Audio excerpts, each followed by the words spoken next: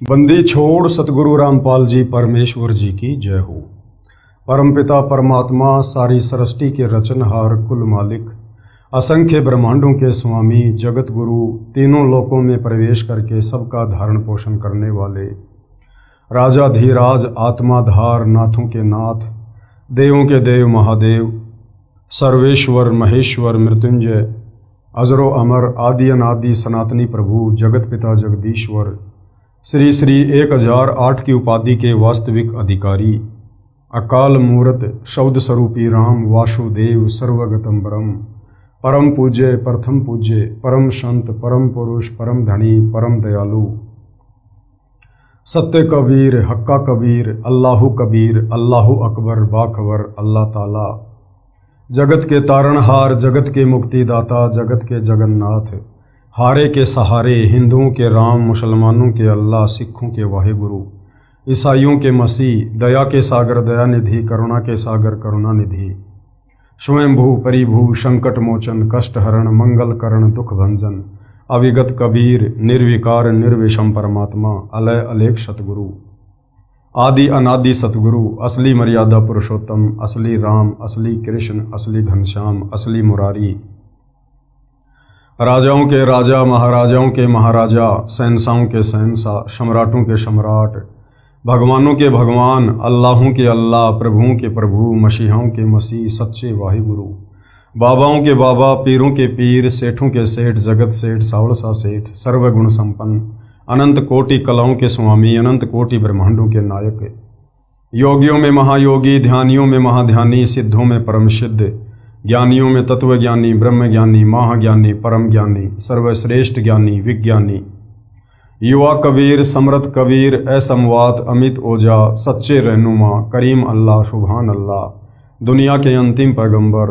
8 सितंबर 1951 से गांव धनाना जिला सोनीपत हरियाणा भारतवर्ष की पावन भूमि पे प्रकट रियल कल की भगवान श्री नारायण साकार हरि श्री बाबा साहेब नूर अनंत परमात्मा सच्चे दरवेश सच्चे बाखबर संत श्रोमणी सतगुरु रामपाल जी परमेश्वर जी के चरण कमल में आप और हम सभी भाई बहनों का अनंत कोटि दंडवत प्रणाम। सत्साई भाई और बहनों, बहुत बड़ी दया बहुत बड़ी मेहर पूज्य गुरुदेव भगवान की परमेश्वर रामपाल जी की, जिनके शुभ आशीर्वाद से विशेष आशीर्वाद से उन्हीं के सत्संगों के संग्रह के ऊपर बन चुकी पवित्र आध्यात्मिक पुस्तक कबीर बड़ा या कृष्ण के ऊपर वीडियो बनाने की श्रृंखला जारी है। इसी श्रृंखला में आज हमारा ये 35वें नंबर का वीडियो है। इस पवित्र पुस्तक कबीर बड़ा या कृष्ण के प्रत्येक वीडियो से विशेषकर हिंदू समाज से जुड़े भगत भाई बहनों को अध्यात्म के विषय में, भक्ति और भगवान के विषय में, शास्त्र अनुकूल सत साधना के विषय में वो तमाम जानकारी प्राप्त होगी जो जानकारी सदियों से हमारे नादान धर्मगुरु तत्व ज्ञान के अभाव से समाज को नहीं दे पाए, और आपकी उन तमाम शंकाओं का भी समूल समाधान होगा जो शंकाएं आपको अंदर ही अंदर खा रही थी, परंतु कोई भी धर्मगुरु उनका प्रमाणित जवाब नहीं दे पा रहा था। क्योंकि ये पवित्र पुस्तक कबीर बड़ा या कृष्ण चारों वेद पवित्र गीता 18 पुराणों के ज्ञान से मिश्रित है। इस पवित्र पुस्तक के ज्ञान में सुई की नोक रखने जितनी कमी निकालने में किसी भी धर्म का कोई भी धर्मगुरु सक्षम नहीं है। तो भाई और बहनों, इस पवित्र पुस्तक पर हमारा जो विषय चल रहा है वो है जनता की अदालत में सवाल जवाब। जनता की अदालत में जज जनता को बनाया गया है क्योंकि वर्तमान में जनता शिक्षित है, पढ़ी लिखी है, अपनी आंखों से धर्म ग्रंथों में लिखी सच्चाई को देखकर निर्णय कर सकती है। जनता की अदालत में जो मुकदमा है वो है कबीर बड़ा या कृष्ण, यानी बड़ा भगवान कौन है।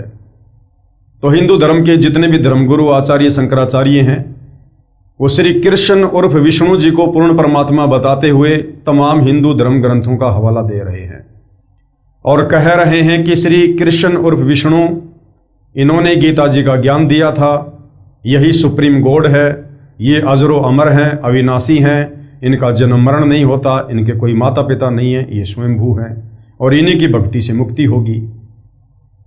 तो दूसरी तरफ कबीर जी के वकील सतगुरु रामपाल जी ने कबीर जी को सुप्रीम गॉड साबित करते हुए और उन्हीं तमाम धर्म ग्रंथों को आधार बनाकर चारों वेद पवित्र गीता 18 पुराण उन्हीं तमाम हिंदू धर्मगुरुओं के समक्ष जनता की अदालत में जनता को प्रमाण दिखा दिखा कर ये क्लियर कर दिया कि ये तमाम हिंदू धर्मगुरु आचार्य शंकराचार्य झूठ की नाव में बैठे हैं। अध्यात्म में इनका एक भी लफ्ज शास्त्र प्रमाणित नहीं है, ना इनकी साधना शास्त्र अनुकूल है, ना इनके भक्ति मंत्र शास्त्र अनुकूल हैं। और ये जो हवाला दे रहे हैं धर्म ग्रंथों का श्री कृष्ण जी को परमात्मा बताते हुए, तो कबीर जी के वकील सतगुरु रामपाल जी ने उन्हीं हिंदू धर्म ग्रंथों के अंदर से जनता को सच्चाई दिखा दी कि श्री कृष्ण उर्फ विष्णु अर्थात ये ब्रह्मा विष्णु महेश तीनों भाई हैं और दुर्गा इनकी माँ है, काल ब्रह्म ज्योति निरंजन इनका पिता है। इनका जन्म होता है, इनकी मृत्यु भी होती है। ये अजरो अमर भगवान नहीं है, ये अविनाशी नहीं है। और इनकी भक्ति का हमारे वेदों में और पवित्र गीता में कहीं कोई विधान नहीं है। गीता अध्याय 7 श्लोक नंबर 12 से 15 और 20 से 23 में तीनों देवता ब्रह्मा विष्णु महेश यानी रजगुण ब्रह्मा, शतगुण विष्णु, तमोगुण शंकर की भक्ति ना करने का आदेश है। इनको इष्ट मानकर इनकी पूजा ना करने का आदेश है। और जनता धीरे धीरे तमाम ये प्रमाण देखकर अचंभित हो रही है कि हमारे ही धर्म ग्रंथों में ये गूढ़ सच्चाई छुपी हुई थी और ये हमारे धर्मगुरु आज तक हमें नहीं बता पाए। तो सतगुरु रामपाल जी ने बताया कि इन धर्मगुरुओं को तत्व ज्ञान नहीं था, इनका कोई गुरु तत्वदर्शी नहीं था और तत्व ज्ञान के बिना इन धर्मशास्त्रों का निष्कर्ष नहीं निकाला जा सकता है। तो जनता तरह तरह के सवाल अध्यात्म को लेकर सतगुरु रामपाल जी से कर रही है और सतगुरु रामपाल जी जनता की रुचि को देखते हुए प्रत्येक का शास्त्र प्रमाणित जवाब दे रहे हैं। इसी कड़ी में आज हमारा विषय है कि कबीर परमात्मा जो सारी सृष्टि के रचयिता हैं, सर्व ब्रह्मांडों के रचयिता हैं, सबका धारण पोषण करने वाले परमात्मा हैं, सुप्रीम गॉड हैं, सभी आत्माओं को उत्पन्न करने वाले सबके जनक हैं, सबके पिता परमेश्वर हैं। ये सतलोक में रहते हैं और ये परमात्मा इस काल के 21 ब्रह्मांडों में अपना तत्व ज्ञान देने के लिए, सतलोक की जानकारी देने के लिए, सृष्टि रचना को बताने के लिए कि हम तमाम आत्माएं जो इस काल के जाल में फंसी पड़ी हैं या गधे कुत्ते सुअर बनकर घूम रहे हैं, कभी मनुष्य जन्म स्त्री या पुरुष का प्राप्त करते हैं, इतने दुख भोग रहे हैं, नरक भोग रहे हैं। हम सभी आत्माएं पहले सतलोक में रहा करते थे। वहां कोई कष्ट नहीं, कोई बुढ़ापा नहीं, कोई मृत्यु नहीं, कोई रोग नहीं, कोई राग द्वेष नहीं, ना कोई काम धंधा करना पड़ता है। परमेश्वर के भंडारे से सब कुछ मुफ्त में मिलता है। वहां कभी मृत्यु नहीं होती है। और हम अपनी गलती से इस काल के जाल में फंसकर यहां पर आ गए। तो वो कबीर परमात्मा चारों युगों में आता है। सतयुग के विषय में हमने पढ़ा, परमात्मा सत सुकृत ऋषि के नाम से आए थे, अपने तत्व ज्ञान का प्रचार प्रसार किया। त्रेता युग में परमात्मा मुनिंद्र ऋषि के नाम से आए, अपने तत्व ज्ञान का प्रचार किया। और श्री रामचंद्र जी जो समुद्र पर पुल बनाने का प्रयास कर रहे थे लेकिन नहीं बना पाए, वो पुल भी कबीर परमात्मा ने त्रेता युग में मुनिंद्र ऋषि के नाम से आकर और एक पहाड़ के पत्थरों को अपनी वचन शक्ति से हल्का करके बनवाया। और भी बहुत सारी लीलाओं का हमने पूर्व में जिक्र किया है। आज हम चर्चा करेंगे कि वही कबीर परमात्मा सतलोक से चलकर गति करके वेदों में लिखी अपनी महिमा के अनुसार द्वापर युग में भी आता है और एक पूरा लीला में जीवन जीता है, अपने तत्व ज्ञान का प्रचार करता है। और वेदों में जो परमात्मा की महिमा लिखी है कि वो परमात्मा एक शिशु रूप में किसी तालाब पर कमल के विकसित फूल पर प्रकट होता है। वहां से एक निसंतान दंपत्ति उनको उठाकर ले जाते हैं और बाल्यकाल में परमेश्वर की जो लीला में परवरिश होती है वो कवारी गायों के दूध से होती है।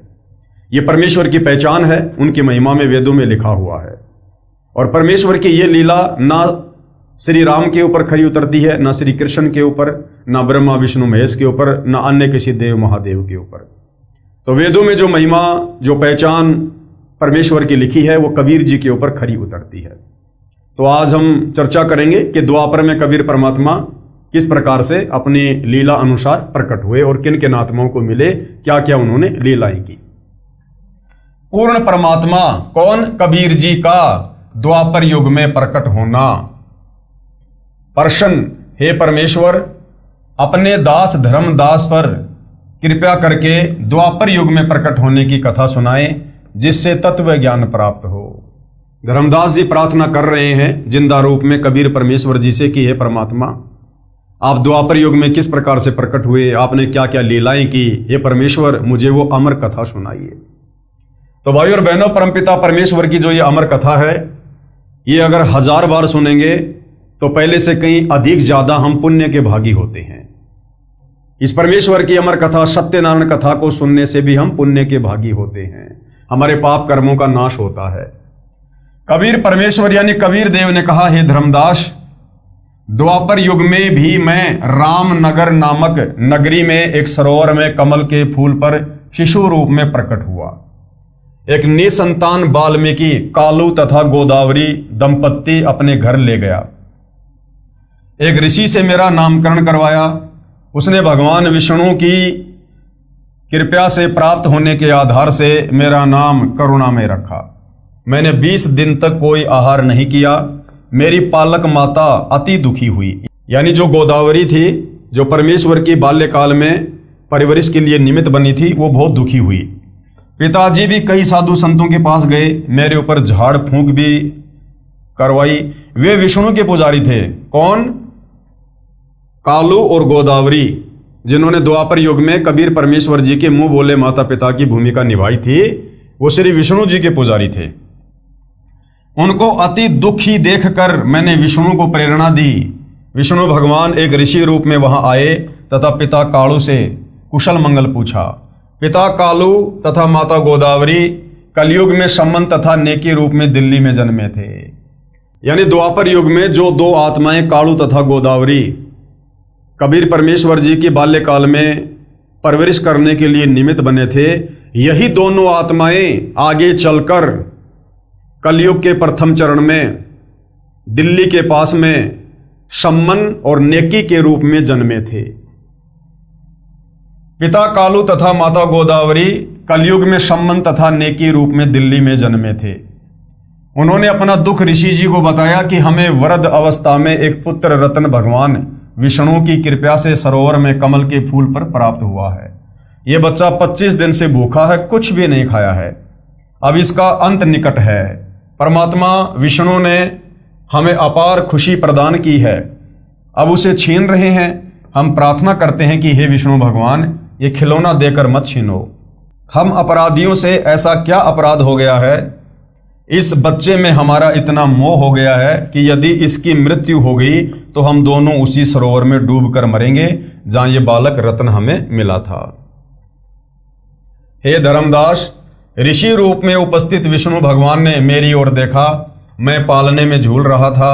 मेरे अति स्वस्थ शरीर को देखकर विष्णु भगवान आश्चर्यचकित हुए तथा बोले, हे कालू भगत, ये बच्चा तो पूर्ण रूप से स्वस्थ है। आप कह रहे हो ये कुछ भी आहार नहीं करता। ये बालक तो ऐसे स्वस्थ है जैसे एक सेर दूध प्रतिदिन पीता हो। ये नहीं मरने वाला। इतना कहकर विष्णु मेरे पास आया। मैंने विष्णु से बात की तथा कहा, हे विष्णु भगवान, आप मेरे माता पिता से कहो एक कंवारी गाय लाए। उस गाय को आप आशीर्वाद देना। वह कंवारी गाय दूध देने लगेगी। उस गाय का दूध मैं पीऊंगा।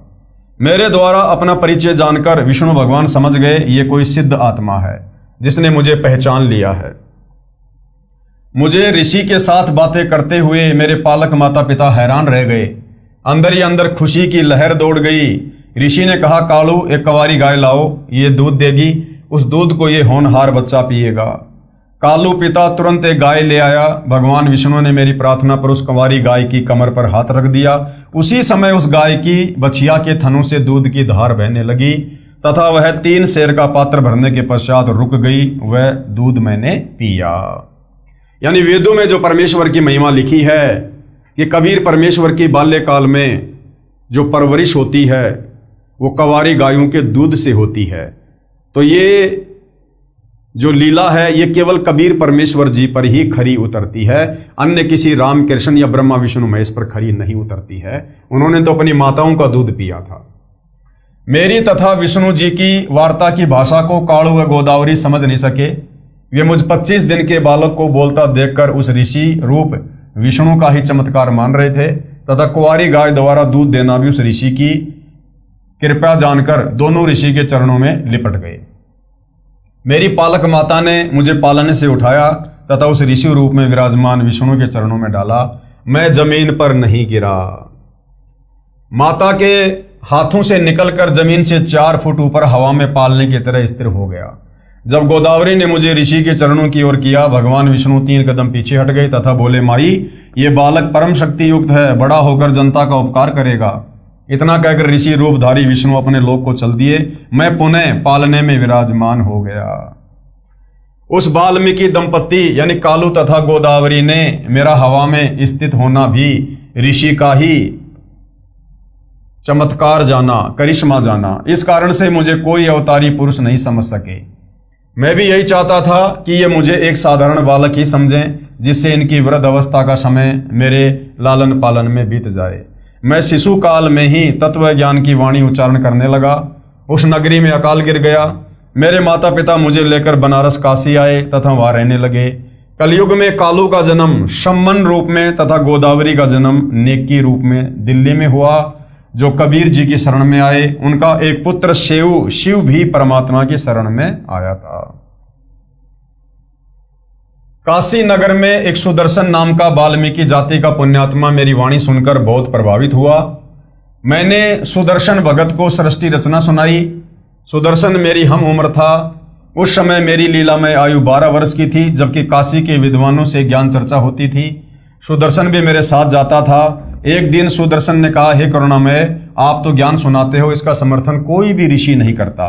आपके ज्ञान पर कैसे विश्वास हो? हे करुणामय, आप ऐसी कृपा करो जिससे मेरा भ्रम दूर हो जाए। हे धर्मदास, मैंने उस प्यारी आत्मा सुदर्शन को शतलोक के दर्शन कराए। आपकी तरह उसको भी 3 दिन तक ऊपर के सर्वलोकों में ले गया। सुदर्शन का पंच भौतिक शरीर अचेत हो गया। सुदर्शन भी अपने माता पिता का इकलौता पुत्र था। अपने इकलौते पुत्र को मृत तुल्य देखकर उसके माता पिता विलाप करने लगे तथा हमारे घर आकर मेरे माता पिता से झगड़ा करने लगे।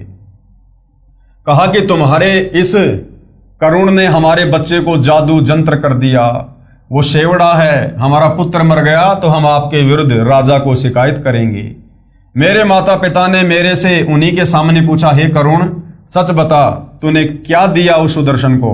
मैंने कहा, वह शतलोक देखना चाहता था, इसलिए उसे शतलोक दर्शन के लिए भेजा है।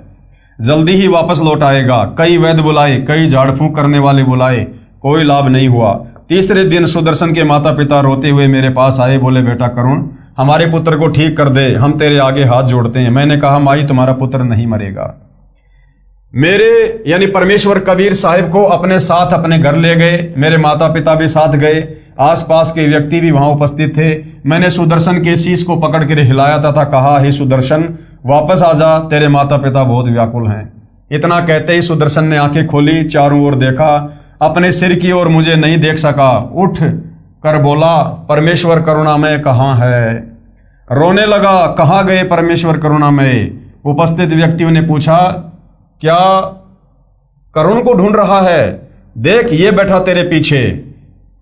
मुझे देखते ही चरणों में शीश रखकर विलाप करने लगा तथा रोता हुआ बोला, हे काशी के रहने वालों, ये पूर्ण परमात्मा है। ये सर्व सृष्टि रचनहार अपने शहर में विराजमान है। आप इसे नहीं पहचान सके। ये मेरे साथ ऊपर के लोक में गया। ऊपर के लोक में ये पूर्ण परमात्मा के रूप में एक सफेद गुम्मद में विराजमान है। यही दोनों रूपों में लीला कर रहा है। सर्व व्यक्ति कहने लगे, इस कालू के पुत्र ने भिखू के पुत्र पर जादू जंत्र कर दिया, जिस कारण से इसका दिमाग चल गया है। इस करुण को ही परमात्मा कह रहा है। भला हो भगवान का, भिखू का बेटा जीवित हो गया, नहीं तो बेचारों का कोई और बुढ़ापे का सहारा भी नहीं था। ये कहकर सर्व अपने अपने घर चले गए। भिखू तथा उसकी पत्नी सुखी यानी सुखवंती अपने पुत्र को जीवित देखकर अति प्रसन्न हुए। भगवान विष्णु का प्रसाद बनाया, पूरे मोहल्ले यानी कॉलोनी में प्रसाद बांटा। सुदर्शन ने मुझसे उपदेश लिया। अपने माता पिता भिखू तथा सुखी को भी मेरे से उपदेश लेने को कहा। दोनों ने बहुत विरोध किया तथा कहा, यह कालू का पुत्र पूर्ण परमात्मा नहीं है बेटा, इसने तेरे ऊपर जादू जंत्र करके मूर्ख बनाया हुआ है। भगवान विष्णु से बड़ा कोई नहीं है। सुदर्शन ने मुझसे कहा, हे प्रभु, कृपया मुझे अपनी शरण में रखना। मेरे माता पिता का कोई दोष नहीं है। सर्व मानव समाज इसी ज्ञान पर अटका है। जिस पर आपकी रजा होगी केवल वही आपको जान व मान सकता है। जिस पर आपकी रजा होगी वही आपको जान सकता है, पहचान सकता है, मान सकता है। आज वर्तमान में देख लो भाई और बहनों, परमेश्वर ने अपनी पहचान करवाने में कोई कसर नहीं छोड़ी। सबको शिक्षित करवा दिया, सर्व धर्मशास्त्रों से परिचित करवा दिया। फिर भी परमेश्वर रामपाल जी को आज उनके भगत भी, यानी करोड़ों में उनकी संगत है, जिसमें से 90% भगत भी परमेश्वर रामपाल जी को परमेश्वर के रूप में हृदय से ज्ञान को आधार बनाकर स्वीकार नहीं कर रहे हैं। आज भी वो संगत एक दाढ़ी मूछ वाली कबीर की समझे जाने वाली काल्पनिक बेजुबान मुर्दा फोटो को भगवान मानकर पूज रही है। इस काल ब्रह्म ने तो पूरे विश्व यानी ब्रह्मा विष्णु शिव सहित को भ्रमित किया हुआ है। हे धर्मदास, सुदर्शन भगत ने काल के जाल को समझकर सच्चे मन से मेरी भक्ति की तथा मेरा साक्षी बना कि पूर्ण परमात्मा कोई अन्य है जो ब्रह्मा विष्णु तथा शिव से भिन्न तथा अधिक शक्तिशाली है। हे धर्मदास, पांडवों की अश्वमेघ यज्ञ को जिस सुदर्शन द्वारा संपूर्ण की गई आप सुनते हो, ये वही सुदर्शन वाल्मीकि मेरा शिष्य था। द्वापर युग में मैं 404 वर्ष तक करुणामय शरीर में लीला करता रहा तथा सह शरीर सतलोक गया। आगे धर्मदास जी ने फिर परमात्मा जी से प्रश्न किया। धर्मदास ने प्रश्न किया, हे प्रभु, आपकी रजा द्वापर युग में और किस पुण्यात्मा पर हुई? तो परमेश्वर जी बता रहे हैं, कबीर देव ने कहा, द्वापर युग में एक चंद्र विजय नामक राजा की रानी इंद्रमती को पार किया तथा राजा चंद्र विजय पर भी कृपा की। परमेश्वर कबीर जी द्वारा बताई रानी इंद्रमती को पार करने वाली कथा कौन लिख रहे हैं? परम पूज्य सतगुरु रामपाल जी परमेश्वर जी। द्वापर युग में इंद्रमती को शरण में लेना। द्वापर युग में चंद्र विजय नाम का एक राजा था। उसकी पत्नी इंद्रमती बहुत ही धार्मिक प्रवृत्ति की औरत थी। संत महात्माओं का बहुत आदर किया करती थी। उसने एक गुरुदेव भी बना रखा था। उनके गुरुदेव ने बताया था कि बेटी, साधु संतों की सेवा करनी चाहिए, संतों को भोजन खिलाने से बहुत लाभ होता है। एकादशी का व्रत, मंत्र के जाप आदि साधनाएं जो गुरुदेव ने बताई थी, उस भगवत भक्ति में रानी बहुत दृढ़ता से लगी हुई थी। गुरुदेव ने बताया था कि संतों को भोजन खिलाया करेगी तो तू आगे भी रानी बन जाएगी और तुझे स्वर्ग प्राप्ति होगी। रानी ने सोचा कि प्रतिदिन एक संत को भोजन अवश्य खिलाया करूंगी। उसने ये प्रतिज्ञा मन में ठान ली कि मैं खाना बाद में खाया करूंगी, पहले संत को खिलाया करूंगी, इससे मुझे याद बनी रहेगी, कहीं मुझे भूल ना पड़ जाए। रानी प्रतिदिन पहले एक संत को भोजन खिलाती, फिर स्वयं खाती। वर्षों तक यह क्रम चलता रहा। एक समय हरिद्वार में कुंभ के मेले का संयोग हुआ। जितने भी त्रिगुण माया के उपासक संत थे, सभी गंगा में स्नान करने के लिए, पर भी लेने के लिए प्रस्थान कर गए। इस कारण से कई दिन रानी को भोजन कराने के लिए कोई संत नहीं मिला। रानी इंद्रमती ने स्वयं भी भोजन नहीं किया। चौथे दिन अपनी बांदी से कहा कि बांदी, देख ले कोई संत मिल जाए तो, नहीं तो आज तेरी मालकिन जीवित नहीं रहेगी, चाहे मेरे प्राण क्यों ना निकल जाएं, परंतु मैं खाना नहीं खाऊंगी। वह दीन दयाल कबीर परमेश्वर अपने पूर्व वाले भगत को शरण में लेने के लिए न जाने क्या क्या कारण बना देता है। बांदी ने ऊपर अटारी पर चढ़कर देखा कि सामने से सफेद कपड़े पहने एक संत आ रहा था। द्वापर युग में परमेश्वर कबीर जी करुणामय नाम से आए थे। बांदी नीचे आई और रानी से कहा कि एक व्यक्ति है जो साधु जैसा नजर आता है। रानी ने कहा कि जल्दी से बुला कर ला। बांदी महल से बाहर गई तथा प्रार्थना की कि हे साहिब, आपको हमारी रानी ने याद किया है। करुणामय साहिब ने कहा कि रानी ने मुझे क्यों याद किया है, मेरा और रानी का क्या संबंध? नौकरानी ने सारी बात बताई। करुणामय यानी कबीर साहिब ने कहा कि रानी को आवश्यकता पड़े तो यहाँ आ जाए, मैं यहाँ खड़ा हूँ, तू बांदी और वो रानी, मैं वहां जाऊं, और यदि वह कह दे कि तुझे किसने बुलाया था या उसका राजा ही कुछ कह दे, बेटी, संतों का अनादर बहुत पापदायक होता है। बांदी फिर वापस आई और रानी से सब वार्ता कह सुनाई। तब रानी ने कहा कि बांदी, मेरा हाथ पकड़ और चल। जाते ही रानी ने दंडवत प्रणाम करके प्रार्थना की कि हे परवरदिगार, चाहती तो ये हूं कि आपको कंधे पर बैठा लूं। करुणामय साहिब ने कहा, बेटी, मैं यही देखना चाहता था कि तेरे में कोई श्रद्धा भी है या वैसे ही भूखी मर रही है। रानी ने अपने हाथों खाना बनाया। करुणामय रूप में आए कबीर देव ने कहा कि मैं खाना नहीं खाता, मेरा शरीर खाना खाने का नहीं है। तो रानी ने कहा कि मैं भी खाना नहीं खाऊंगी। करुणामय साहिब ने कहा कि ठीक है बेटी, लाओ खाना खाते हैं, क्योंकि समर्थ उसी को कहते हैं जो चाहे सो करे। करुणामय साहिब ने खाना खा लिया। फिर रानी से पूछा कि जो ये तू साधना कर रही है, ये तेरे को किसने बताई है? रानी ने कहा कि मेरे गुरुदेव ने आदेश दिया है। कबीर साहिब ने पूछा, क्या आदेश दिया है तेरे गुरुदेव ने? इंद्रमती ने कहा कि विष्णु महेश की पूजा, एकादशी का व्रत, तीर्थ भ्रमण, देवी पूजा, श्राद्ध निकालना, मंदिर में जाना, संतों की सेवा करना। करुणा में यानी कबीर साहब ने कहा कि जो साधना तेरे गुरुदेव ने दी है तेरे को जन्म और मृत्यु तथा स्वर्ग नरक व 84 लाख योनियों के कष्ट से मुक्ति प्रदान नहीं करवा सकती। रानी ने कहा कि महाराज जी जितने भी संत हैं अपनी अपनी ही प्रभुता बनाने में आते हैं, मेरे गुरुदेव के बारे में कुछ नहीं कहोगे, मैं चाहे मुक्त हूं या ना हूं। करुणा में यानी कबीर साहब ने सोचा कि इस भोले जीव को कैसे समझाएं। इन्होंने जो पूंछ पकड़ ली उसको छोड़ नहीं सकते, मर सकते हैं। करुणा में साहब ने कहा कि बेटी वैसे तो तेरी इच्छा है, मैं निंदा नहीं कर रहा।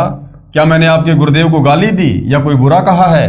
मैं तो भक्ति मार्ग बता रहा हूं कि ये भक्ति शास्त्र विरुद्ध है, तुझे पार नहीं होने देगी और न ही तेरा कोई आने वाला कर्म दंड कटेगा। और सुन ले, आज से तीसरे दिन तेरी मृत्यु हो जाएगी।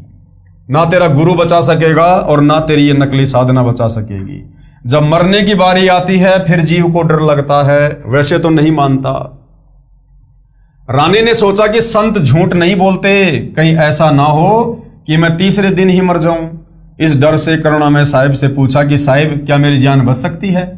कबीर साहिब यानी करुणा में जी ने कहा कि बच सकती है अगर तू मेरे से उपदेश लेगी, मेरी शिष्या बनेगी, पिछली पूजाएं त्यागेगी, तब तेरी जान बचेगी। इंद्रमती ने कहा मैंने सुना है कि गुरुदेव नहीं बदलना चाहिए, पाप लगता है। तो कबीर साहिब यानी करुणा में जी ने कहा कि नहीं बेटी, ये भी तेरा भ्रम है। एक वैद्य यानी डॉक्टर से औषधि ना लगे तो क्या दूसरे से नहीं लेते? एक 5वीं कक्षा का अध्यापक होता है, फिर एक उच्च कक्षा का अध्यापक होता है। बेटी अगली कक्षा में जाना होगा, क्या सारी उम्र 5वीं कक्षा में ही लगी रहेगी? इसको छोड़ना पड़ेगा, तू अब आगे की पढ़ाई पढ़, मैं पढ़ाने आया हूं। वैसे तो नहीं मानती, परंतु मृत्यु दिखने लगी कि संत कह रहा है तो कहीं बात ना बिगड़ जाए। ऐसा विचार करके इंद्रमती ने कहा कि जैसे आप कहोगे मैं वैसा ही करूंगी।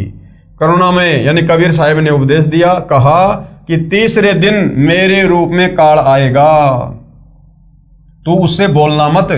जो मैंने नाम दिया है 2 मिनट तक इसका जाप करना, 2 मिनट के बाद उसको देखना है, उसके बाद सत्कार करना है। वैसे तो गुरुदेव आए तो अति शीघ्र चरणों में गिर जाना चाहिए, ये मेरा केवल इस बार आदेश है। रानी ने कहा ठीक है जी।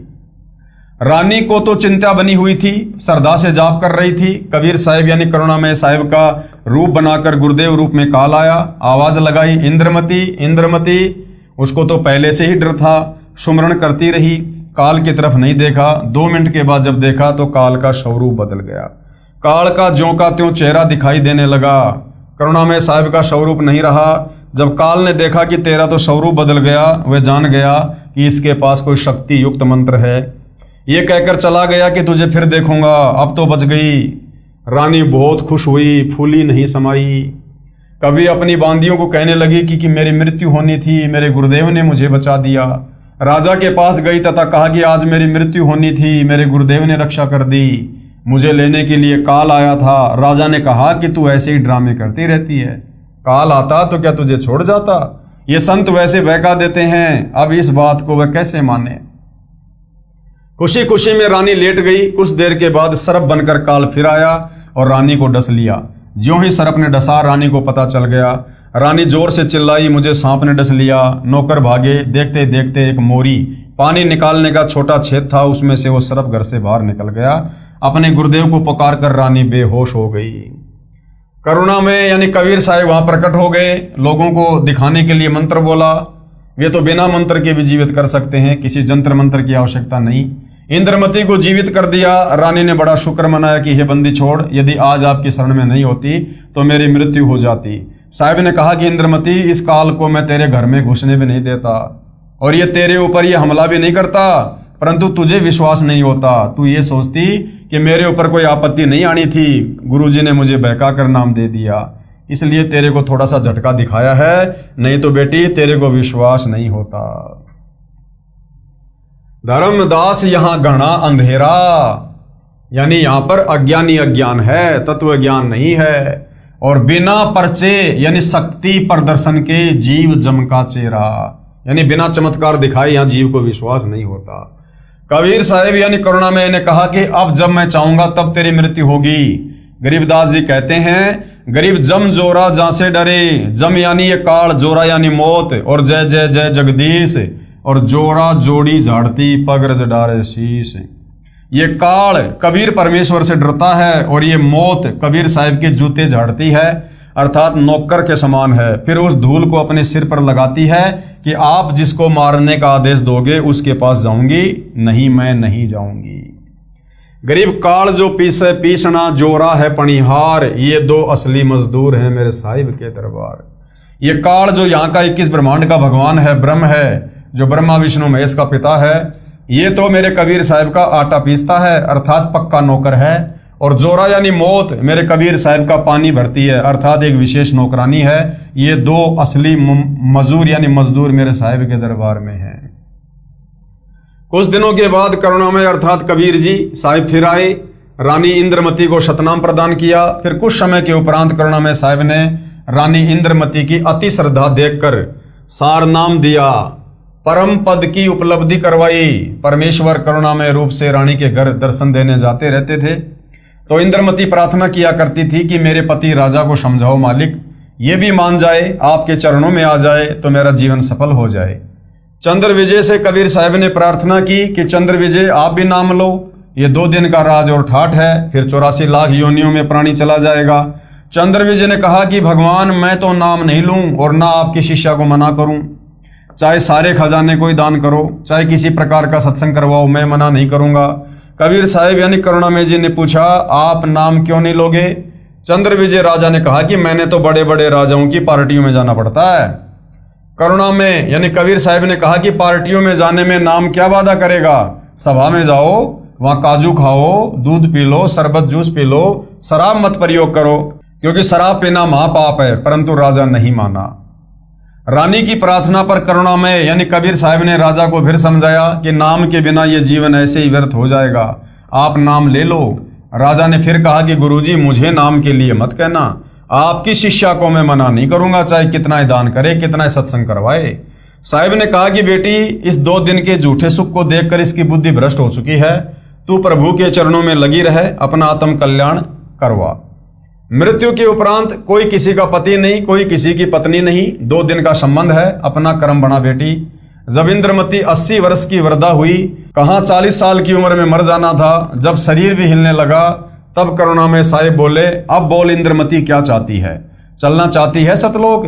इंद्रमती ने कहा कि प्रभु तैयार हूं, बिल्कुल तैयार हूं दाता। करुणामय साहिब ने कहा कि तेरे पोते या पोती या किसी अन्य सदस्य में कोई ममता तो नहीं है? रानी ने कहा बिल्कुल नहीं साहिब, आपने ज्ञान ही ऐसा निर्मल दे दिया, इस गंदे लोक की क्या इच्छा करूं? कबीर साहेब यानी करुणामय जी ने कहा कि चल बेटी। रानी प्राण त्याग गई। परमेश्वर कबीर जी यानी करुणामय जी रानी इंद्रमती की आत्मा को ऊपर ले गए। इसी ब्रह्मांड में एक मानसरोवर है, उस मानसरोवर में इस आत्मा को स्नान करवाना होता है। इंद्रमती को वहां पर कुछ समय तक रखा। करुणामय रूप में कबीर परमेश्वर जी ने रानी से पूछा कि तेरी कुछ इच्छा तो नहीं है? यदि इच्छा रही तो तुझे दोबारा जन्म देना पड़ेगा। यदि मन में संतान व संपत्ति या पति पत्नी आदि की इच्छा थोड़ी सी भी रह गई तो आत्मा सतलोक नहीं जा सकती। इंद्रमती ने कहा साहेब आप तो अंतर्यामी हो, कोई इच्छा नहीं है, आपके चरणों की इच्छा है, लेकिन एक मन में शंका बनी हुई है कि मेरा जो पति था उसने मुझे किसी भी धार्मिक कर्म के लिए कभी मना नहीं किया। नहीं तो आजकल के पति अपनी पत्नियों को बाधा कर देते हैं। यदि वह मुझे मना कर देता तो मैं आपके चरणों में नहीं लग पाती, मेरा कल्याण नहीं हो पाता। उसका इस शुभ कर्म में सहयोग का कुछ लाभ मिलता हो तो कभी उस पर भी दया करना दाता। करुणामय जी ने देखा कि ये नादान इसके पीछे फिर अटक गई। साहिब बोले ठीक है बेटी, अभी तू 2-4 वर्ष यहां रहे। यानी भाई और बहनों, इन कथाओं के माध्यम से परमात्मा आप और हमें दृढ़ करना चाहते हैं कि इन उदाहरणों को देखकर तुम वो गलती मत कर देना जो गलती आज से पहले तुम्हारे इन भाई बहनों ने की। जब हमारा शरीर छूटेगा, परमात्मा हमारी आत्मा को निकालकर, और इसी 21 ब्रह्मांड में एक मानसरोवर है, वहां परमेश्वर कुछ दिन इस आत्मा को रखते हैं, इस आत्मा को चेक करते हैं। क्योंकि जब हम ये स्थूल शरीर छोड़ेंगे, हमारी मृत्यु होगी, तो हम सूक्ष्म शरीर में होंगे, और सूक्ष्म शरीर के अंदर जो कि त्यों वासना इच्छा एज इट इज रहती हैं। यानी जैसे वर्तमान में हमारे अंदर जो भी कोई इच्छा है, कोई कामना है, बेटा बेटी, कार कोठी में, धन दौलत में, माता पिता में, पोता पोती में, वो सूक्ष्म शरीर में एज इट इज जो कि त्यों रहती है। तो परमेश्वर वहां हमें चेक करते हैं और फिर हमें पूछते हैं कि भाई अब कोई इच्छा तो नहीं है? किसी प्रकार की। तो जो ज्ञानवान आत्मा होती हैं वो तो समझ जाती हैं कि भैया ये जीवन तो एक सपना था। जैसे रात्रि के समय हम सोए रहते हैं, सपना आ जाता है, सपने में कोई हमारी पत्नी होती है, कोई हमारा पति होता है, बाल बच्चे होते हैं, महल मकान होते हैं, सपने में तो अपने जैसे लगते हैं। और जैसे सपना टूटा 10-15-20 मिनट के बाद ऐसा लगता है जैसे कुछ भी नहीं था, केवल एक शवपन था। तो जिन आत्माओं की भक्ति बहुत ज्यादा होती है, जिन्होंने अपने गुरुदेव के प्रति श्रद्धा रखी होती है, जिन्होंने ज्ञान को आधार बनाया होता है और स्थूल शरीर में भक्ति करते करते लक्ष्य सतलोक को बनाया होता है, उन आत्माओं को तो मानसरोवर में सूक्ष्म शरीर में वो स्थूल शरीर वाला, वो धरती वाला जीवन एक शौपन जैसा लगेगा कि वो तो एक सपना था। ऐसे ऐसे परिवार, ऐसे ऐसे बेटा बेटी, भाई बंधु, रिश्तेदार, धन कार कोठी, ना जाने उस धरती पर काल के लोक में, जेल में मैं अरबों खरबों बार जन्म लेकर बना चुका हूं, छोड़ चुका हूं। तो उन आत्माओं को तो वो जीवन केवल एक सपना सा लगेगा, बेटा बेटी, भाई बंधु, रिश्तेदार। उनकी तो कोई इच्छा नहीं बनेगी, नीचे देखने को भी मन नहीं करेगा, गंध की तरफ। और जो इस धरती पर स्थूल शरीर में भक्ति करते करते बेटा बेटी, कार कोठी, मोह माया में पड़े रहेंगे, मर्यादा में रहेंगे नहीं, भक्ति में गफलत करेंगे, गुरु को परमात्मा मानेंगे नहीं, तो उनकी आत्मा निर्मल नहीं हो पाएगी, वो विकारों से दूर नहीं हो पाएंगे और वहां मानसरोवर पर वो आत्माएं धोखा खा जाएंगी। उनकी ममता यहीं पर रह जाएगी, किसी बेटा बेटी में, कार कोठी में। तो परमेश्वर फिर उस आत्मा को यही 21 ब्रह्मांड में फिर से जन्म देंगे, उसी परिवार में किसी पोता पोती के रूप में, या कर्म ज्यादा बिगड़े हुए हैं तो उसी परिवार में गाय, बैल, भैंस या गधे के रूप में। तो भाइयों और बहनों, ये आप और हमें परमेश्वर जी समझा रहे हैं कि नादानों, जो गलतियां आज से पहले आत्माओं ने की तत्व ज्ञान के अभाव में, गुरु को मानुष मानने के कारण, वो गलती इस कलयुग की पिछली पीढ़ी में, मोक्ष के प्राइम टाइम में तुम मत कर देना, अन्यथा परमेश्वर ने अपने विधान अनुसार फिर तुम्हें वापस नीचे पटकना पड़ेगा। अब 2 वर्ष के बाद राजा भी मरने लगा, क्योंकि नाम ले नहीं रखा था। यम के दूत आए, राजा चौक में चक्कर खाकर गिर गया। यम के दूतों ने उसकी गर्दन को दबाया, राजा की टट्टी और पेशाब निकल गया। करुणा में यानी कबीर परमेश्वर ने रानी को कहा कि देख तेरे राजा की क्या हालत हो रही है। वहां से कबीर परमेश्वर दिखा रहे हैं। तब रानी ने कहा, देख लो दाता, यदि उसका भक्ति में सहयोग का कोई फल बनता हो तो दया कर लो। यानी अभी भी उसके मन में वही इच्छा थी 2 साल के बाद भी। रानी को फिर भी थोड़ी सी ममता बनी थी। परमेश्वर कबीर यानी करुणामय जी ने सोचा कि ये फिर काल के जाल में फंसेगी। ये सोचकर मानसरोवर से वहां गए जहां राजा चंद्र विजय अपने महल में अचेत पड़ा था। यमदूत उसके प्राण निकाल रहे थे। कबीर परमेश्वर जी के आते ही यमदूत ऐसे आकाश में उड़ गए जैसे मुर्दे से गिद्ध उड़ जाते हैं।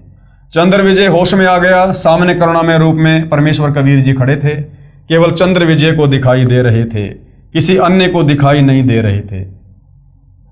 चंद्र विजय चरणों में गिरकर याचना करने लगा, मुझे क्षमा कर दो दाता, मेरी जान बचाओ, क्योंकि उसने देखा कि तेरी जान जाने वाली है।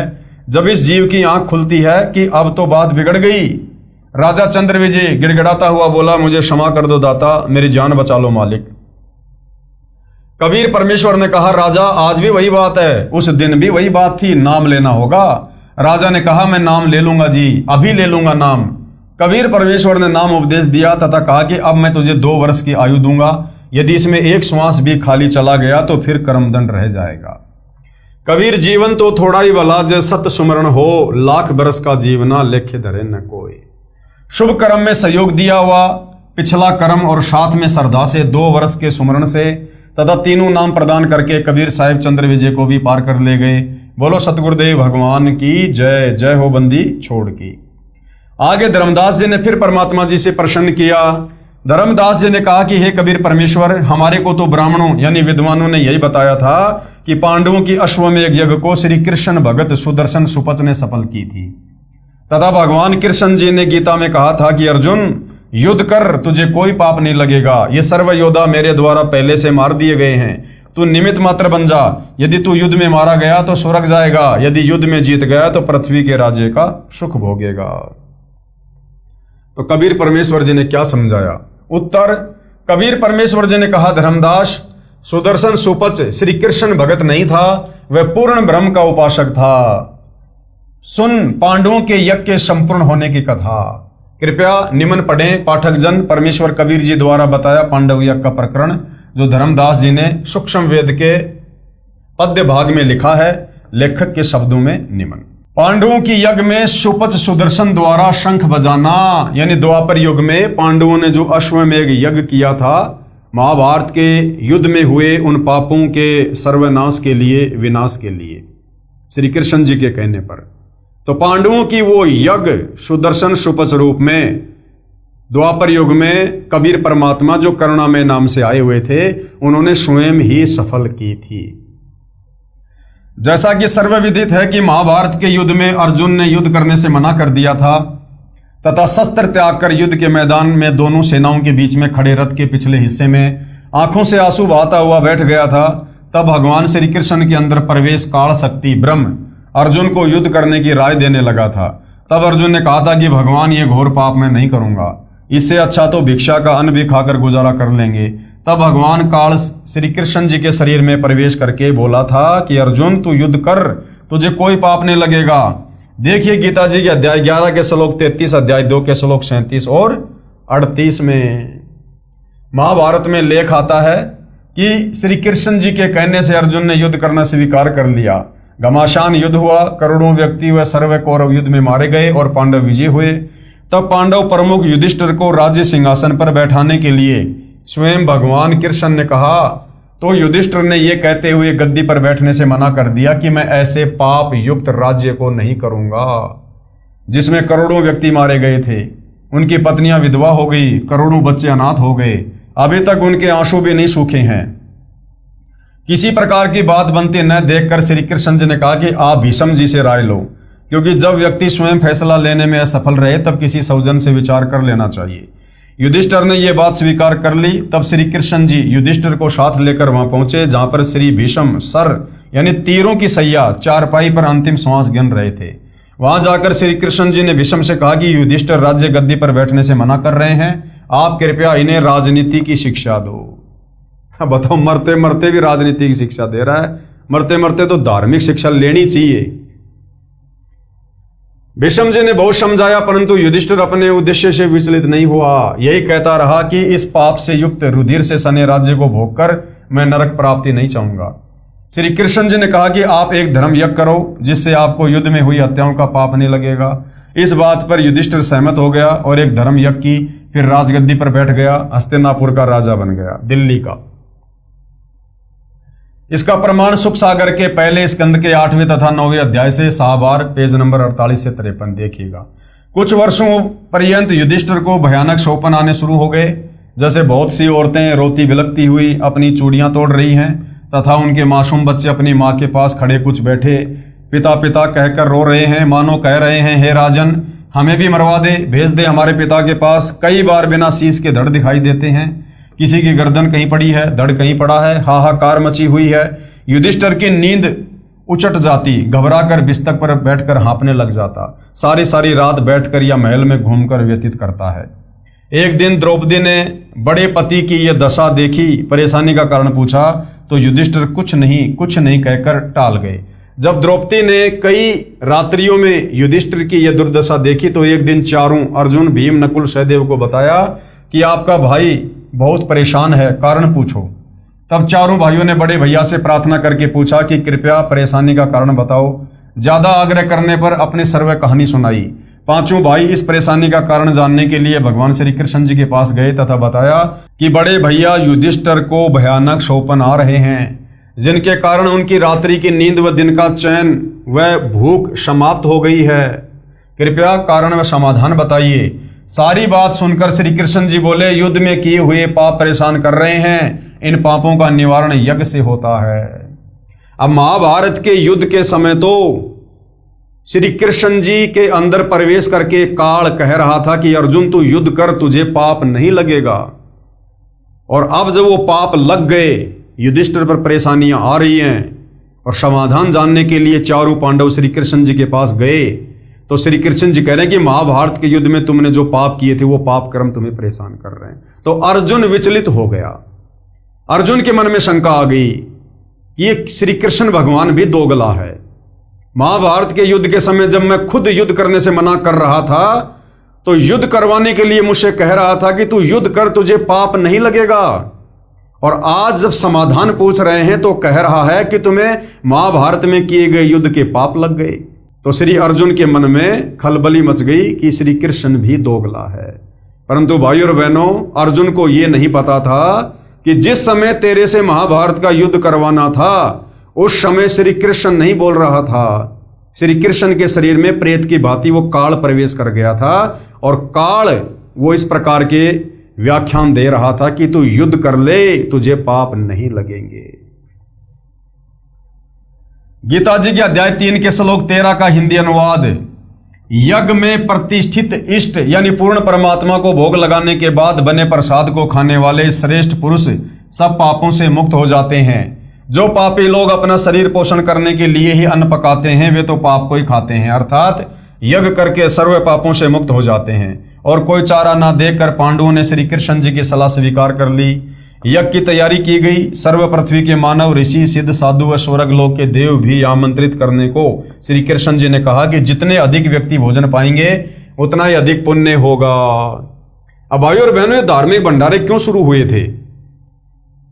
ये धार्मिक भंडारे, जो व्यक्ति ये धार्मिक भंडारा करवाता है वो अपने पाप कर्मों का नाश करवाना चाहता है।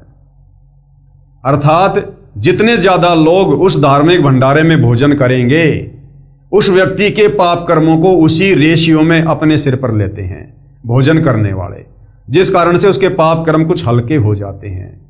तो हम सतगुरु रामपाल जी के भक्तों ने, हमारे पूज्य गुरुदेव भगवान ने हमें जो भंडारा करने और जो भंडारा खाने का आदेश दिया है, उसके अलावा हम किसी अन्य सांसारिक व्यक्ति के या किसी भी देवी देवता के निमित्त जो भंडारे किए जाते हैं हमने वहां पर भोजन नहीं करना चाहिए।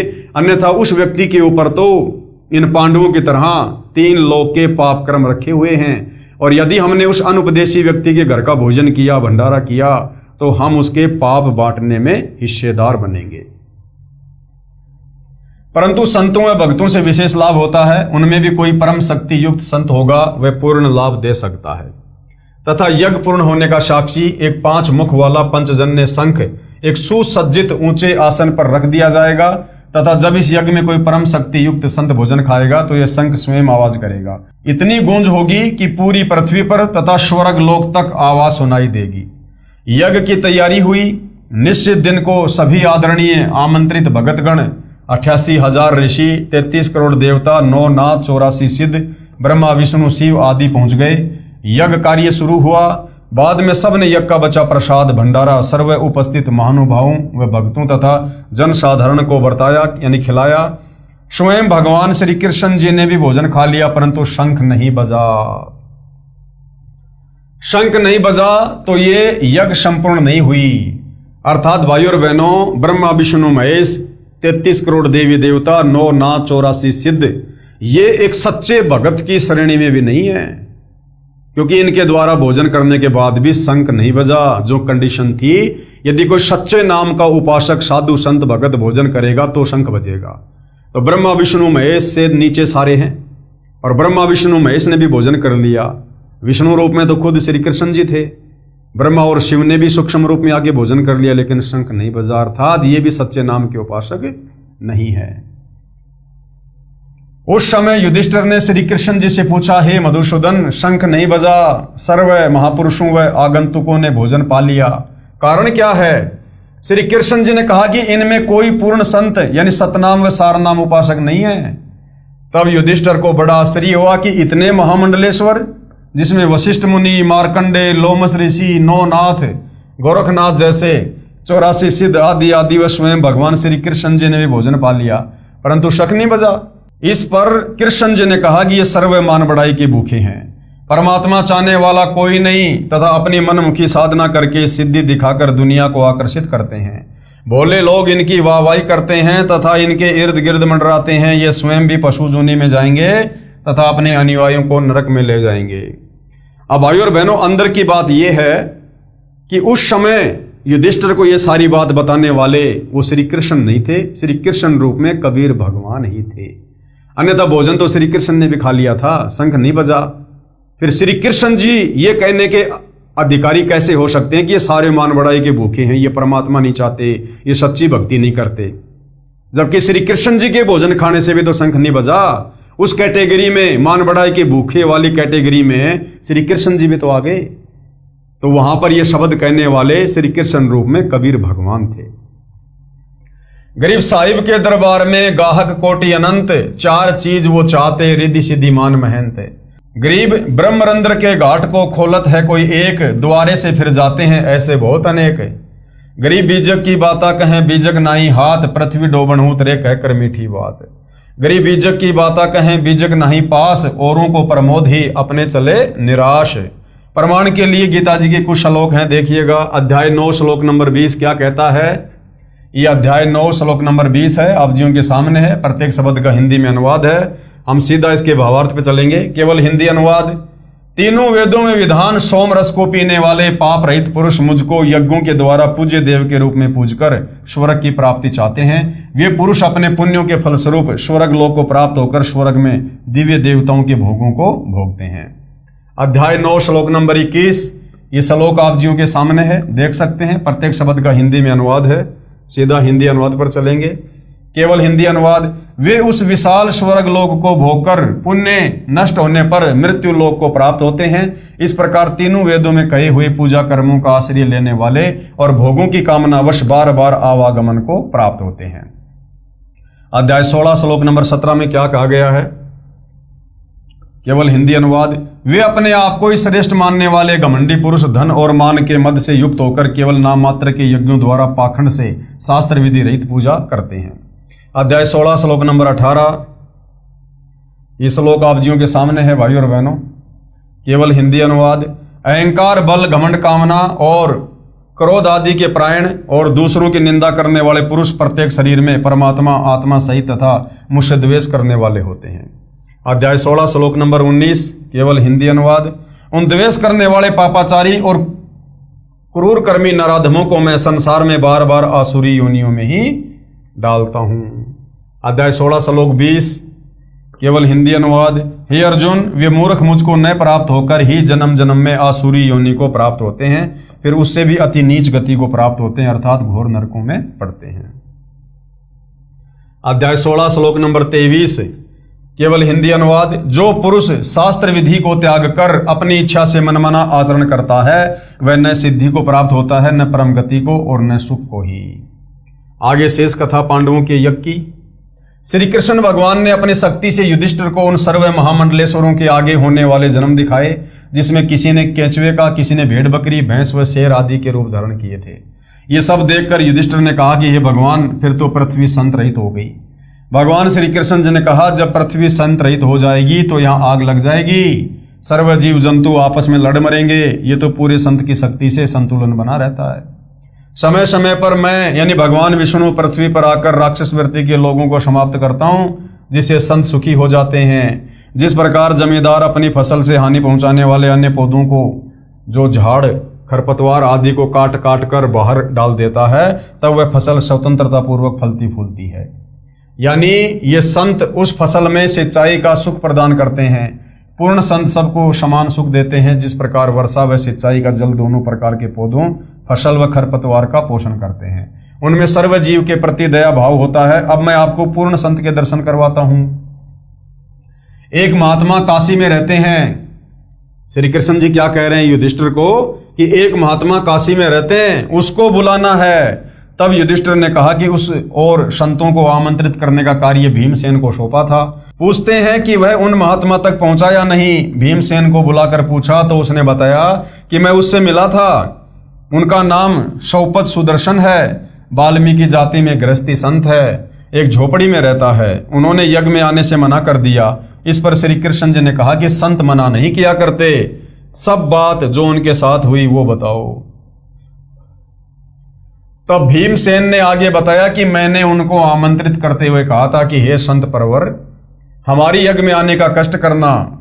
उनको पूरा पता बताया। उसी समय वे सुदर्शन संत जी कहने लगे, भीमसेन, आपके पाप के अन्न को खाने से संतों को दोष लगेगा। करोड़ों सैनिकों की हत्या करके आपने तो घोर पाप कर रखा है। आज आप राज्य का आनंद ले रहे हो। युद्ध में वीरगति को प्राप्त सैनिकों की विधवा पत्नी व अनाथ बच्चे रह रहकर अपने पति व पिता को याद करके फूट फूट कर घंटू रोते हैं। बच्चे अपनी माँ से लिपट कर पूछ रहे हैं, माँ पापा छुट्टी नहीं आए, कब आएंगे, हमारे लिए नए वस्त्र लाएंगे। दूसरी लड़की कहती है कि मेरे लिए नई साड़ी लाएंगे, बड़ी होने पर जब मेरी शादी होगी तब मैं उसे बांधकर ससुराल जाऊंगी। वह लड़का जो 10 वर्ष की आयु का है कहता है कि मैं अब की बार पापा यानी पिताजी से कहूंगा कि आप नौकरी पर मत जाना। मेरी माँ तथा भाई बहन आपके बिना बहुत दुख पाते हैं। माँ तो सारा दिन दिन रात आपकी याद करके जब देखो एकांत स्थान पर रो रही होती है। या तो हम सबको अपने पास बुला लो या आप हमारे पास रहो। छोड़ दो नौकरी को, मैं जवान हो गया हूँ। आपकी जगह मैं फौज में काम करके देश सेवा करूंगा। आप अपने परिवार में रहो। आने दो पिताजी को, बिल्कुल नहीं जाने दूंगा। उन बच्चों को दुखी होने से बचाने के लिए उनकी माँ उन्हें यह नहीं बताया कि आपके पिताजी युद्ध में मर चुके हैं, क्योंकि उस समय वे बच्चे अपने मामा के घर गए हुए थे। केवल छोटा बच्चा जो 1.5 वर्ष की आयु का था वही घर पर था। अन्य बच्चों को जानबूझकर नहीं बुलाया था। इस प्रकार उन मासूम बच्चों की आपसी वार्ता से दुखी होकर उनकी माता का हृदय पति की याद के दुख से भर आया। उसे हल्का करने के लिए, रोने के लिए दूसरे कमरे में जाकर फूट फूट कर रोने लगी। तब सारे बच्चे माँ के ऊपर गिरकर रोने लगे। संबंधियों ने आकर शांत कराया, कहा कि बच्चों को स्पष्ट बताओ कि आपके पिताजी युद्ध में वीरगति को प्राप्त हो गए। जब बच्चों को पता चला कि हमारे पापा यानी पिताजी अब कभी नहीं आएंगे, तब उस स्वार्थी राजा को कोसने लगे जिसने अपने भाई बंटवारे के लिए दुनिया के लालों का खून पी लिया। ये कोई देश की रक्षा की लड़ाई नहीं थी जिसमें हम संतोष कर लेते कि देश के हित में प्राण त्याग दिए। इस खूनी राजा ने अपने ऐशो आराम के लिए खून की नदी बहा दी, अब उस पर मौज कर रहा है। आगे संत सुदर्शन सुपच बता रहे हैं कि भीम ऐसे ऐसे करोड़ों प्राणी युद्ध की पीड़ा से पीड़ित हैं, उनकी हाय आपको चैन नहीं लेने देगी, चाहे करोड़ यज्ञ करो। ऐसे दुष्ट अन्न को कौन खाए? यदि मुझे बुलाना चाहते हो तो मुझे पहले किए हुए 100 यज्ञों का फल देने का संकल्प करो, अर्थात 100 यज्ञों का फल मुझे दो, तब मैं आपके भोजन पाऊं। सुदर्शन जी के मुख से इस बात को सुनकर भीम ने बताया कि मैं बोला, आप तो कमाल के व्यक्ति हो, 100 यज्ञों का फल मांग रहे हो, ये हमारी दूसरी यज्ञ है, आपको 100 का फल कैसे दें? इससे अच्छा तो आप मत आना, आपके बिना कौन सी यज्ञ संपूर्ण नहीं होगी। जब स्वयं भगवान श्री कृष्ण जी हमारे साथ हैं तो तेरे न आने से क्या यज्ञ पूर्ण नहीं होगा? सर्व वार्ता सुनकर श्री कृष्ण जी ने कहा, भीम, संतों के साथ ऐसा आपत्तिजनक व्यवहार नहीं करना चाहिए। 7 समुद्रों का अंत पाया जा सकता है, परंतु सतगुरु यानी कबीर साहब के संत का पार नहीं पा सकते। उस महात्मा सुदर्शन वाल्मीकि के एक बाल के समान 3 लोग भी नहीं है। मेरे साथ चलो उस परमपिता परमात्मा के प्यारे हंस को लाने के लिए। तब 5 पांडव व श्री कृष्ण भगवान शवपर सुदर्शन की झोपड़ी की ओर रथ में बैठकर चले। 1 योजन अर्थात 12 किलोमीटर पहले रथ से उतरकर नंगे पैरों चले तथा रथ को खाली लेकर रथवान पीछे पीछे चला। उस समय स्वयं कबीर साहिब सुदर्शन सुपच का रूप बनाकर झोपड़ी में बैठ गए। वह सुदर्शन को अपनी गुप्त प्रेरणा से मन में संकल्प उठाकर कहीं दूर संत या भगत से मिलने भेज दिया, जिसमें आने में व जाने में कई रोज लगने थे। तब सुदर्शन के रूप में सतगुरु की चमक व शक्ति देखकर सर्व पांडव बहुत प्रभावित हुए। स्वयं श्री कृष्ण जी ने लंबी दंडवत प्रणाम की। तब देखा देखी सर्व पांडवों ने भी ऐसा ही किया। श्री कृष्ण जी की तरफ नजर करके सुपच सुदर्शन ने आदरपूर्वक कहा कि हे त्रिभुवननाथ, आज इस दीन के द्वार पर कैसे? मेरा अहोभाग्य है कि आप दीनानाथ विशंबरनाथ मुझ तुझको दर्शन देने स्वयं चल कर आए हैं। सबको आदरपूर्वक बैठा दिया तथा आने का कारण पूछा। उस समय श्री कृष्ण जी ने कहा कि हे जाने जान, आप सर्वगति स्थिति से परिचित हैं। पांडवों ने यज्ञ की है, वह आपके बिना संपूर्ण नहीं हो रही, कृपया इन्हें कृतार्थ करें।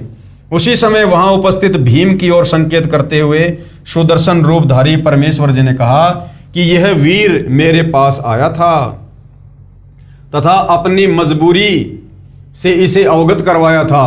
उस समय श्री कृष्ण जी ने कहा कि हे पूर्ण ब्रह्म, आपने स्वयं अपनी वाणी में कहा है कि संत मिलन को चालिए तज माया अभिमान, जो जो पग आगे धरे 100 यज्ञ समान। आज 5 पांडव राजा हैं तथा मैं स्वयं द्वारिकाधीश आपके दरबार में राजा होते हुए भी नंगे पैरों उपस्थित हूं, अभिमान का नामो निशान भी नहीं है। तथा स्वयं भीम ने भी खड़ा होकर उस दिन कहे हुए अपशब्दों की चरणों में पढ़कर क्षमा याचना की। श्री कृष्ण जी ने कहा कि हे नाथ, आज यहाँ आपके दर्शनार्थ आए आपके 6 सेवकों के कदमों के यज्ञ समान फल को स्वीकार करते हुए सो आप रखो तथा शेष हम भिक्षुकों को दान दीजिए ताकि हमारा भी कल्याण हो। इतना अधीन भाव सर्व उपस्थित जनों में देखकर जगत गुरु साहेब करुणामय सुदर्शन रूप में अति प्रसन्न हुए। कबीर साधु भूखा भाव का धन का भूखा नहीं, जो कोई धन का भूखा वो साधु भी नहीं। उठकर उनके साथ चल पड़े। जब सुदर्शन जी यज्ञशाला में पहुंचे तो चारों ओर एक से एक ऊंचे सुसज्जित आसनों पर विराजमान महामंडलेश्वर सुदर्शन जी के रूप व वेश, दोहरी धोती, घुटनों से थोड़ी सी नीचे तक छोटी छोटी दाढ़ी, सिर के बिखरे केस, न बड़े न छोटे, टूटी फूटी जूती, मैले से कपड़े, तेजों में शरीर को देखकर अपने मन में सोच रहे हैं कि ऐसे अपवित्र व्यक्ति से शंख 7 जन्म भी नहीं बच सकता। ये तो हमारे सामने ऐसे जैसे सूर्य के सामने दीपक है। श्री कृष्ण जी ने स्वयं उस महात्मा का आसन अपने हाथों लगाया, क्योंकि श्री कृष्ण जी श्रेष्ठ आत्मा है। फिर द्रौपदी से कहा कि हे बहन, सुदर्शन महात्मा जी आए हैं, भोजन तैयार करो, बहुत पहुंचे हुए संत हैं। द्रौपदी देख रही है कि संत लक्षण तो एक भी नहीं दिखाई देते। ये तो एक दारिद्र गृहस्थी व्यक्ति है, न तो वस्त्र भगवा, न गले में माला, न तिलक, न सिर पर बड़ी जटा, न मूंड ही मुंडवा रखा और न ही कोई चिमटा झोली कमंडल लिए हुए था। श्री कृष्ण जी के कहते ही स्वादिष्ट भोजन कई प्रकार का बनाकर एक सुंदर थाल चांदी का उसमें परोसकर सुदर्शन जी के सामने रखकर द्रौपदी ने मन में विचार किया कि आज तो ये भगत भोजन को खाएगा तो उंगली चाटता रह जाएगा, जिंदगी में ऐसा भोजन कभी नहीं खाया होगा। ये भी भाइयों और बहनों हमारी एक बहुत बड़ी भूल होती है, हमारी घटिया सोच होती है, जो हम किसी के प्रति इस प्रकार की सोच रखते हैं। सुदर्शन जी ने नाना प्रकार के भोजन को थाली में इकट्ठा किया तथा खिचड़ी सी बनाई। उस समय द्रौपदी ने देखा कि इसने तो सारा भोजन खीर, खांड, हलवा, सब्जी, दही बड़े आदि घोल कर एक कर लिया। तब मन में दुर्भावना पूर्वक विचार किया कि इस मूर्ख हबसी ने तो खाना खाने का भी ज्ञान नहीं, ये काहे का संत कैसा शंख बजाएगा। क्योंकि खाना बनाने वाली स्त्री की ये भावना होती है कि मैं ऐसा स्वादिष्ट भोजन बनाऊं कि खाना खाने वाला मेरे भोजन की प्रशंसा कई जगह करे। प्रत्येक बहन की यही आशा होती है। वह बेचारी 1 घंटे तक धुएं से आंखें खराब करे और मेरे जैसा कह दे कि नमक तो है ही नहीं, तब उसका मन बहुत दुखी होता है। इसलिए संत जैसा मिल जाए उसा खाकर सराहना ही किया करते हैं। यदि कोई न खा सके तो नमक कहकर संत नहीं मांगता। संतों ने नमक का नाम राम रस रखा हुआ है। कोई ज्यादा नमक खाने का व्यस्त हो तो कहेगा कि भैया राम रस लाना, घर वालों को पता ही नहीं चलेगा कि क्या मांग रहा है, क्योंकि सत्संग में सेवा में अन्य सेवक ही होते हैं, न ही भोजन बनाने वाले को दुख हो। एक समय एक नया भगत किसी सत्संग में पहली बार गया। उसमें किसी ने कहा कि भगत जी राम रस लाना, दूसरे ने भी कहा कि राम रस लाना तथा थोड़ा राम रस अपनी हथेली पर रखवा लिया। उस नए भगत ने खाना खा लिया था, परंतु लाइन में बैठा अन्य भक्तों के भोजन पाने का इंतजार कर रहा था कि इकट्ठे ही उठेंगे। ये भी एक औपचारिकता सत्संग में होती है। उसने सोचा राम रस कोई खास मीठा खाद्य पदार्थ होगा, ये सोचकर कहा मुझे भी राम रस देना। तब सेवक ने थोड़ा सा रामरस नमक उसके हाथ पर रख दिया। तब वह नया भगत बोला ये के कान के लाना है, चोखा सा यानी ज्यादा सा रख दे।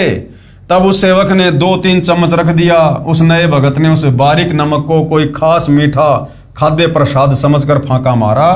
तब चुपचाप उठा तथा बाहर जाकर कुल्ला किया। फिर किसी भगत से पूछा रामरस किसे कहते हैं। तब उस भगत ने बताया कि नमक को रामरस कहते हैं। तब वह नया भगत कहने लगा कि मैं भी सोच रहा था कि कहें तो रामरस, परंतु है बहुत खारा। फिर विचार आया कि हो सकता है नए भक्तों पर परमात्मा प्रसन्न नहीं हुए हों, इसलिए खारा लगता हो। मैं एक बार फिर कोशिश करता। अच्छा हुआ जो मैंने आपसे स्पष्ट कर लिया। फिर उसे बताया गया कि नमक को रामरस किस लिए कहते हैं। सुपर सुदर्शन जी ने थाली वाले मिले हुए उस सारे भोजन को 5 ग्रास बनाकर खा लिया। यानी द्रौपदी ने जो भोजन बनाया था 56 प्रकार का, सुदर्शन रूप में परमात्मा जी ने सारे को गोल मथोल करके और 5 ग्रास बनाकर खा लिए। 5 बार शंख ने आवाज की, उसके 50 शंख ने आवाज नहीं की। व्यंजन 36 परोसिया जहां द्रौपदी रानी, बिन आदर सत्कार के कहीं शंख न बानी। 5 गिरासी वाल्मीकि और पंचे बर बोले, आगे शंख पंचायन कपाट न खोले। बोले कृष्ण महाबली त्रिभुवन के साजा, वाल्मीकि प्रसाद से कण कण क्यों न बाजा। द्रौपदी सेती कृष्ण देव जब ऐसे भाख्या, वाल्मीकि के चरणों की तेरे न अभिलाषा। प्रेम पंचायन भूख है अन्न जग का खाजा, ऊंच नीच द्रौपदी कहा शंख कण कण क्यों नहीं बाजा। वाल्मीकि के चरणों की लई द्रौपदी धारा, शंख पंचायन बाजिया कण कण झनकारा। युधिष्ठिर जी श्री कृष्ण जी के पास आए तथा कहा कि हे भगवान, आप जी की कृपा से शंख ने आवाज की है, हमारा कार्य पूर्ण हुआ।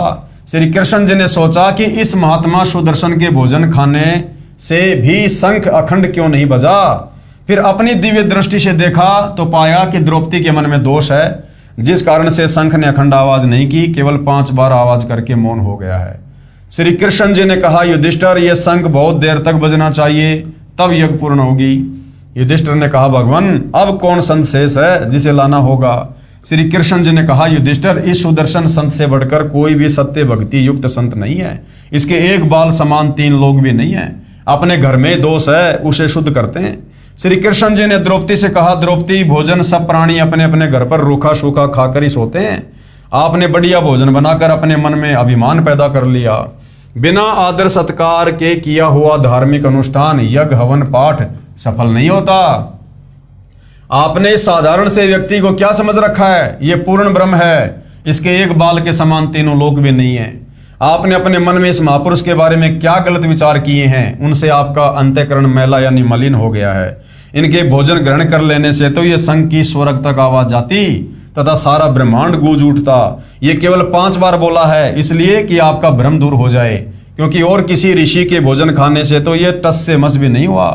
आप अपना मन साफ करके इन्हें पूर्ण परमात्मा समझकर इनके चरणों को धोकर पियो, ताकि तेरे हृदय का मैल यानी पाप साफ हो जाए। उसी समय द्रौपदी ने अपनी गलती को स्वीकार करते हुए संत से क्षमा याचना की और सुपथ सुदर्शन के चरण अपने हाथों से धोकर चरणामृत बनाया। रज भरे धूल युक्त जल को पीने लगी। जब आधा पी लिया तब भगवान श्री कृष्ण जी ने कहा, द्रौपदी, कुछ अमृत मुझे भी दे दो ताकि मेरा भी कल्याण हो। यह कहकर श्री कृष्ण जी ने द्रौपदी से आधा बचा हुआ चरणामृत पिया।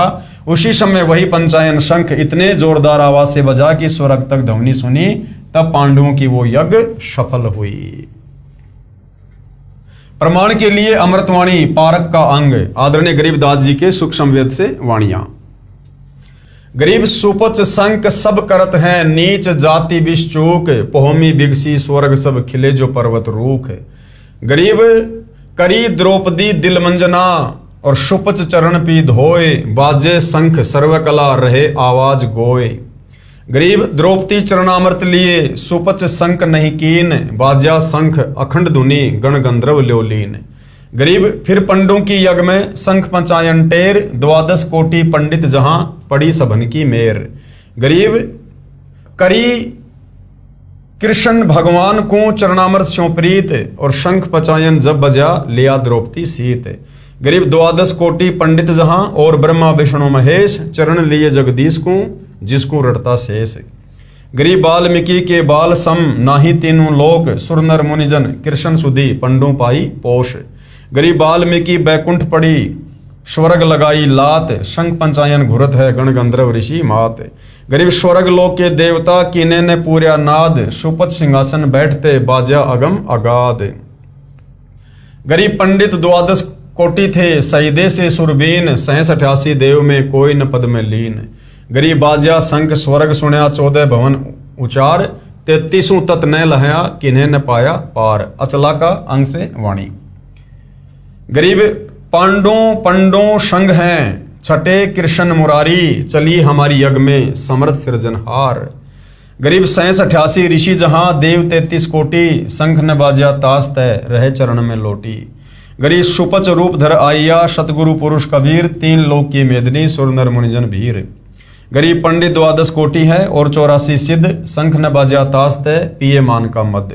गरीब पंडो यज्ञ अश्वमेघ में सतगुरु किया पियान, 5 पंडो संग चले और छठा भगवान। गरीब सुपच रूप धरी आइया, सब देवन का देव, कृष्ण चंद्र पग धोइया करी तास की सेव। गरीब सुपच रूप को देख कर द्रौपदी मानी शंख, जान गए जगदीश गुरु बाजत नाही शंख। गरीब 56 भोग संजोग कर कीने 5 गिरास, द्रौपदी के दिल दुई है नाही दृढ़ विश्वास। गरीब 5 पांडु यज्ञ करी कल्प वृक्ष की छाही, द्रौपदी दिल बंक है कण कण बाजा नाही। गरीब 56 भोग न भोगिया कीने 5 गिरास, खड़ी द्रौपदी उन्मुनि हरदम गालत श्वास। गरीब बोले कृष्ण महाबली क्यों बाजा नहीं शंख, जान राय जगदीश गुरु काटत है मन बंक। गरीब द्रौपदी दिल को साफ कर, चरण कमल ल्यो लाए, वाल्मीकि के बाल सम त्रिलोकी नहीं पाए। गरीब चरण कमल को धोए कर, ले द्रौपदी प्रसाद, अंतर सीन साफ होए, जरे सकल अपराध। गरीब बाजा संग शुभान गति, कण कण भई आवाज, स्वर्ग लोक बानी सुनी त्रिलोकी में गाज। गरीब पंडु यज्ञ अश्वमेघ में आए नजर निहाल, यम राजा की बंद में खल हल पर्या कमाल। अन्य वाणी सदग्रंथ साहिब से 33 कोटि यज्ञ में आए, 87 सारे, 12 कोटि वेद के वक्ता, सुपच का शंख बजारे। अर्जुन सहित पांडवों को युद्ध में की गई हिंसा के पाप लगे। अर्जुन सहित पांडवों को महाभारत के युद्ध में जो हिंसा हुई थी, जो बंधुघात हुआ था, जो सैनिक मारे गए थे आपस के भाई बंटवारे के कारण, क्योंकि महाभारत का युद्ध कोई धर्म युद्ध नहीं था, कोई सीमाओं की रक्षा के लिए किया गया युद्ध नहीं था। दो भाइयों की, कौरव और पांडवों की संपत्ति का बंटवारा होना था। उसके चलते करोड़ों सैनिक वहां पर मरवा दिए गए और उनका पाप, उन हत्याओं का पाप लगा पांडवों के सिर पर। हालांकि कौरवों के सिर पर भी लगा, लेकिन कौरव तो उसी समय मर गए थे। वो तो फिर आगे चलकर समय अनुसार नरक में अपना कष्ट वष्ट भोगेंगे। और लेकिन पांडवों पर भी ज्यों के त्यों वो पाप रखे गए। तो भाइयों और बहनों, आगे चलकर इन पाप कर्मों का नाश होता है या नहीं होता है, क्या विधि है क्या नहीं है, या फिर ये पाप कर्म पांचों पांडवों को, द्रौपदी को, कुंती को, सबको भोगने पड़ेंगे, इस विषय में हम विशेष चर्चा करेंगे। तो जनता की अदालत में जनता धीरे धीरे अध्यात्म से परिचित होती जा रही है। हम लोगों ने पहले रामायण भी पढ़ी, महाभारत भी पढ़ा, कथाएं भी पढ़ी, परंतु हमें उनका निष्कर्ष नहीं बताया जाता था, उनका सार नहीं समझाया जाता था कि हम शिक्षा क्या ग्रहण करें। अब परमेश्वर रामपाल जी ने इस तत्व ज्ञान की रोशनी में हमें इन धर्मशास्त्रों का निष्कर्ष निकाल कर दे दिया है, ताकि हम निष्कर्ष को जानकर और शास्त्र अनुकूल साधना तत्वदर्शी संत सतगुरु रामपाल जी से प्राप्त करके अपनी आत्मा का कल्याण करवा सकें और इस काल बलि के षड्यंत्र से बाहर निकल सकें। तो भाइयों और बहनों, जनता की अदालत में आगे हम विशेष चर्चा करेंगे कल के एपिसोड में। आज केवल इतना ही। परमपिता परमेश्वर हम सबको आज्ञा दें, आशीर्वाद दें, सद्बुद्धि दें, हमारा मार्गदर्शन करें। बंदी छोड़ सतगुरु रामपाल जी परमेश्वर जी की जय हो।